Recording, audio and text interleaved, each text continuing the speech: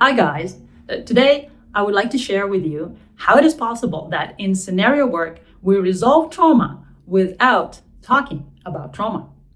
So in scenario work we never talk about trauma.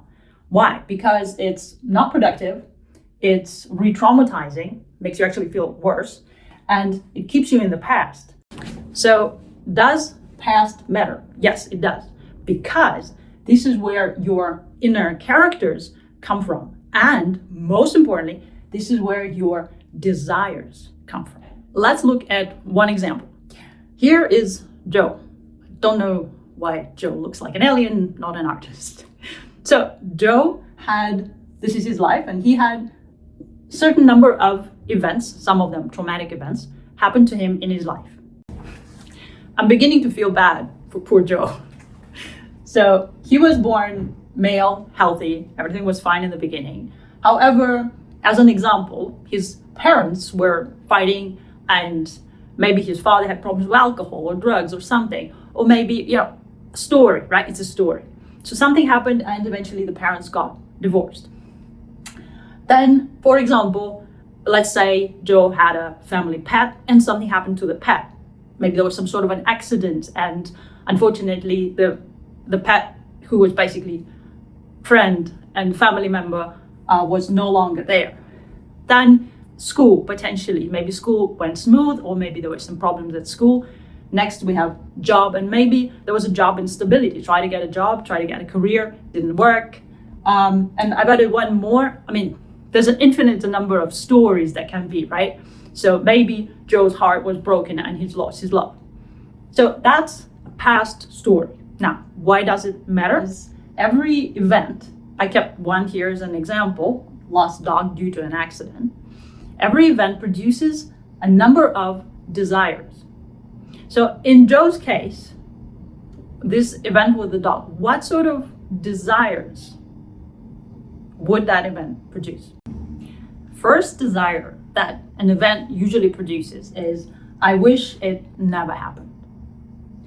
However, there's usually more. I wish I could save the dog. Wouldn't you wish to save your dog? And I wish I could find the person who did it. If there's a lot of anger, I'll find that person and I'll talk to them. This is Joe in the present. And all of these desires, every single one of them, are still inside Joe. This is what we're working with.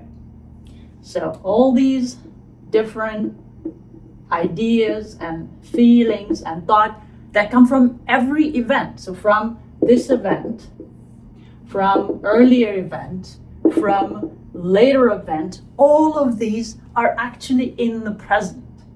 Now Joe looks like he's got curly hair. So we don't need the past, because everything is contained in the present. So what we're going to do here is actually this, because that's what we need. This is our starting point. But these desires that Joe has, or any one of us has, they're not all the same. Some of them are nice and sweet, and some of them may be a little darker. Inner characters, how many? There could be a different number, but approximately, usually in this method, we work with about 12 of them. So now you're probably looking at the board and you're like, oh my God, I know what she's talking about. Recognizing this. I hope you are. If not, Carl Jung talked about archetypes. And the first one, and I chose this one for a reason so it's easy for you to understand, is inner child.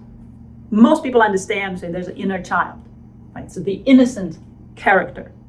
Each character would have a number of desires, usually one central desire and a number of others. So in the case of Joe, for example, his inner child could have the wish, I wish the dog lived, or I wish I could save the dog. However, inside Joe, there are also other desires and other characters. So for example, we put it generic for now, inner angry adult. And that character would have other desires. you remember there was one more. I wish I could meet the person who did it, and you continue that line. I'm not going to say it, but that inner angry adult is a different character.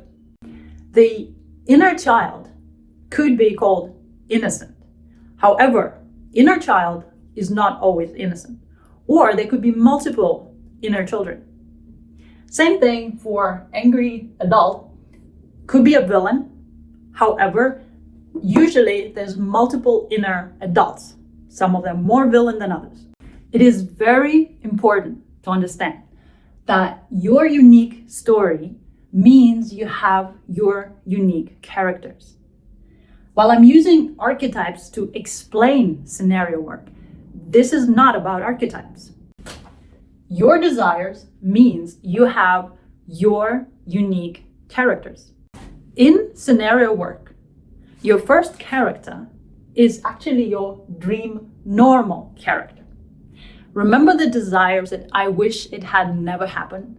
I wish there was never an accident with the dog. I wish my parents had a good loving relationship.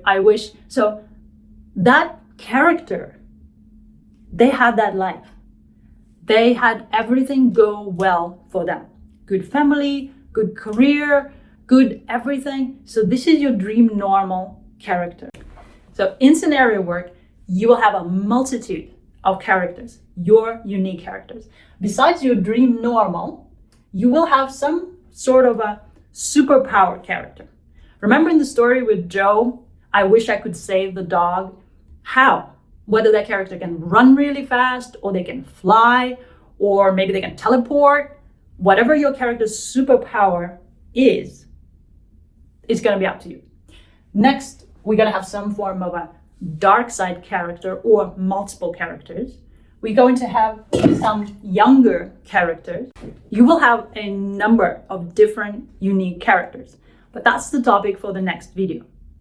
For today, I thank you guys all for watching, and I hope you have now a clear understanding of how the past, while being very important as the source of our characters, actually doesn't matter, and we don't talk about it. Thank you, and see you soon.